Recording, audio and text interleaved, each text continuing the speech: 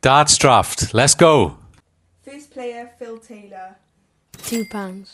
£3. £4. £5. You can have him.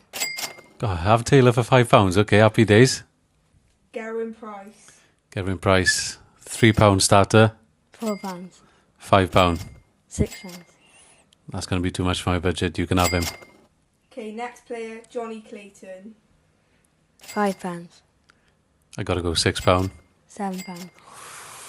Do I risk £8? You can have him. Yes. Next player, Luke Littler. I'm going to have to go 1, 2, 3. 4. You can have him for 4. Next player, Luke Humphreys. £2. £3? You can have him. Yes. Next player, Nathan Aspinall. £1. £2. £3. You can have him. Can I have him? Ooh, yes. Next player, Joe Cullen. £1. He's not worth 2. You can have him. Next player, Jean Van Veen. £1. £2. I'll have to give him to you because I got no budget. Okay, next player, Stephen Bunting. £1.